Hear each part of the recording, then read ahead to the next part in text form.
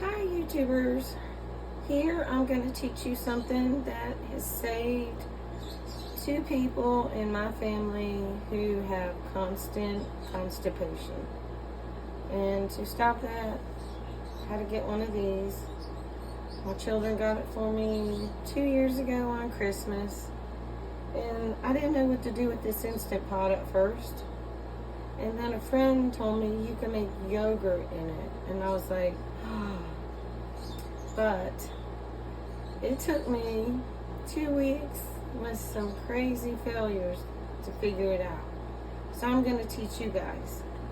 And it's going to be in a few steps because I haven't figured out how to pause and restart videos.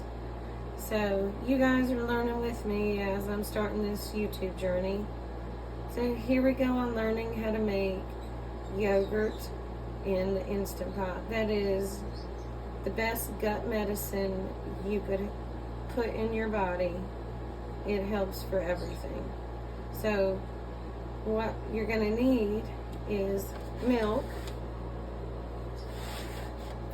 You need a live culture to put in it. And if you don't have one from your last yogurt batch, you need to buy some. And you need to make sure it has live cultures in it. So for me, the Chobani vanilla, it's just a win-win because it has some flavoring. And then you got to think about your flavoring, because there's a million different options. Once you get going, you can flavor it so amazingly. I got some vanilla, and because this girl was made in Scotland, I like to put my custard in there too.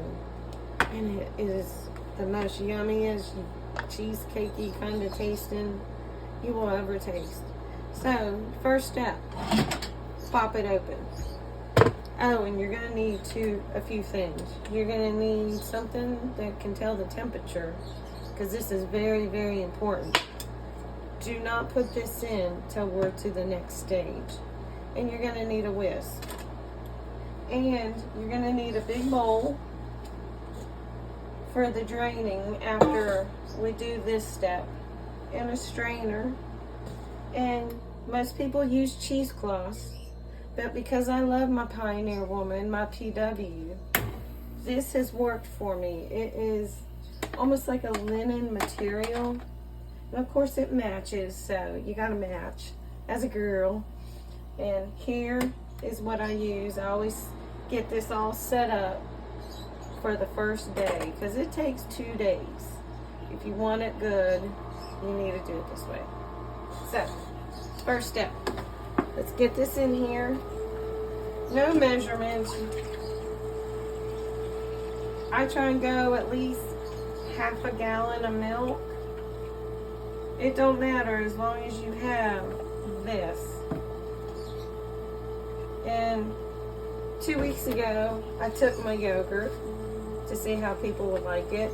And I took frozen raspberries and my yogurt, and I froze them into little chips, and then I covered them in chocolate, and I have some in the freezer.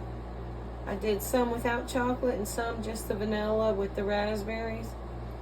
It was pretty tasty, and you were still getting your cultures in your gut. So here we go. I'm going to put the milk up. Salmonella isn't a dinosaur. It is a tummy issue. Okay, then you take this little top on here and cock it on there. And then you hit that yogurt and you click it till you see boil. And then you just let it do its thing. It's gonna jerk it all the way up to, I think, 185 to 200. I don't know what it does. You might not even have to do this with store-bought milk, but this is the process I do. It works for me, and I'm getting the best yogurt I could possibly get out of this thing, out of just one of these. I love what you can turn milk into. So this is one of the things I can do butter, and I've learned how to do a few other things. But for the next hour, well, not even an hour, I think for like maybe 20 minutes, it's gonna boil and do its thing, and then we're gonna have part 2. So Be back, guys. Stick with this. This is a game changer. Because the yogurt parfaits you can make are going to be so worth it. And wait till you see what they look like in the little mason jars with the fruit and the granola on them. They are just so yummy. And the ones with the Oreo, they are even better. Be back, guys.